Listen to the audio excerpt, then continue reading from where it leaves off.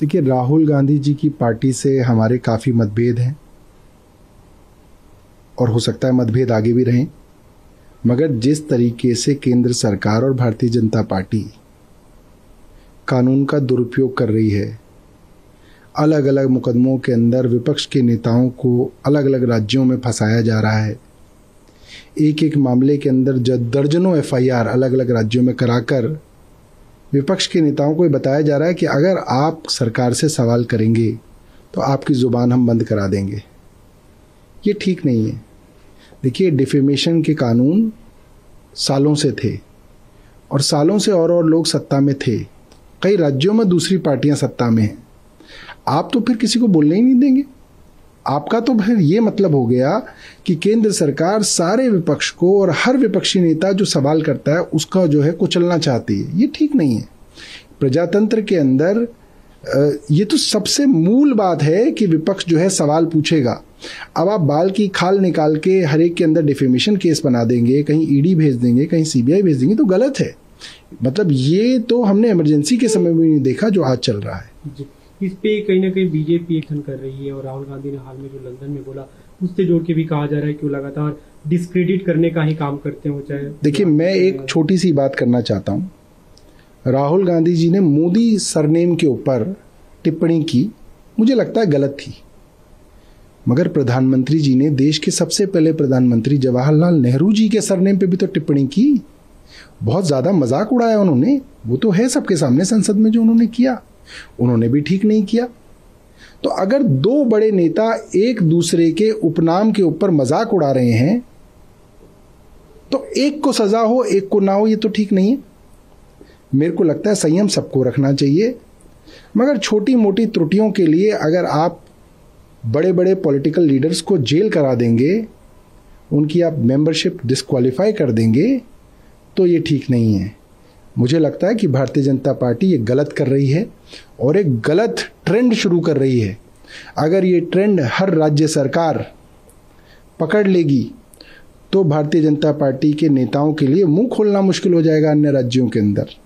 और केंद्र आज भारतीय जनता पार्टी का है, कल केंद्र के अंदर कोई और बैठेगा।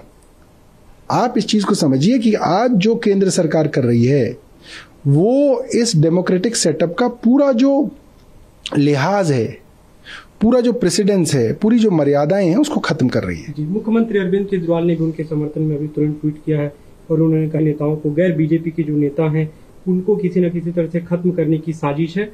आपने जो बात की कि राहुल गांधी से मतभेद हैं, लेकिन उन्हें मानहानि के मुकदमे में इस तरह फंसाना ठीक नहीं है। जनता और विपक्ष का काम है सवाल पूछना।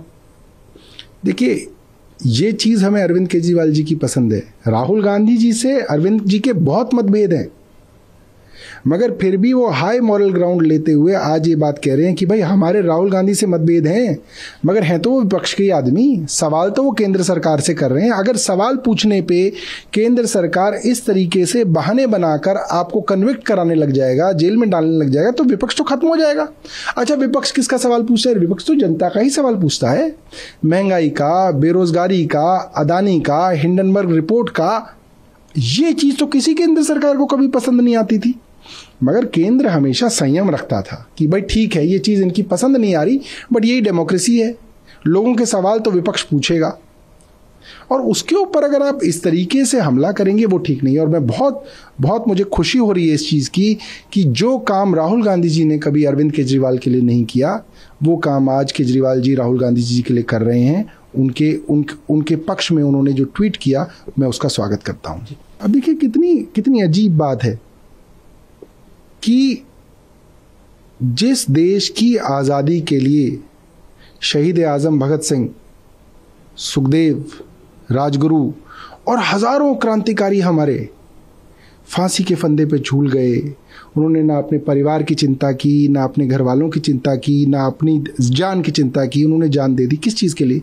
कि ये देश आज़ाद हो जाए। इस देश के अंदर आज़ादी से हम सरकार से सवाल पूछ लें।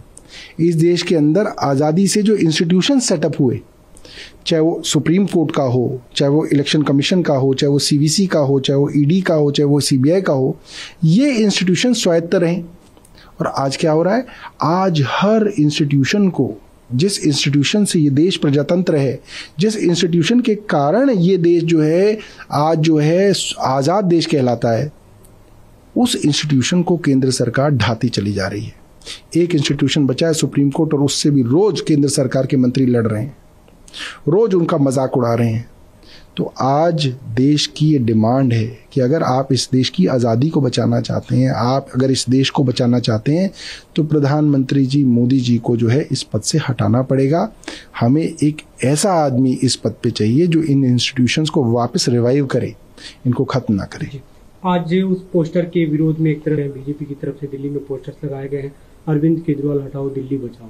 मैं भारतीय जनता पार्टी से जानना चाहता हूं, मैं केंद्र सरकार से जानना चाहता हूं, मैं केंद्रीय गृह मंत्री अमित शाह साहब से जानना चाहता हूं। कल पोस्टर लग गए मोदी हटाओ देश बचाओ, आपने 138 FIR दर्ज कर दी, 138। आपने प्रिंटर को पकड़ लिया, पोस्टर लगाने वालों को पकड़ लिया, आपने उनको जेल में डाल दिया। कल रात को भारतीय जनता पार्टी के नेताओं ने अरविंद केजरीवाल जी के खिलाफ ठीक उसी तरीके के पोस्टर लगाए। कितनी FIR दर्ज करी अमित शाह साहब के डिपार्टमेंट ने? बताएं, LG साहब बताएं कि कितनी FIR दर्ज हुई। इसका मतलब जो मैं पहले कह रहा था कि आप इस देश के कानून को भी जो है सिर्फ अपने हिसाब से इस्तेमाल कर रहे हैं, विपक्ष को चुप कराने के लिए, विपक्ष को कुचलने के लिए जो है आप कानून की आड़ ले रहे हैं। अब क्या होगा, ये जो 138 मुकदमे दर्ज हुए, इसके अंदर जब सजाएं होंगी तो भारतीय जनता पार्टी की अरे तो कोर्ट ने की है, ये सजा तो कोर्ट ने की है। भैया मुकदमा तो आपकी पुलिस ने दर्ज किया है। जब आप मुकदमा ही दर्ज नहीं करोगे विपक्ष के कहने पे, तो आपको सजा कौन देगा? आपको तो सजा कभी मिलेगी नहीं।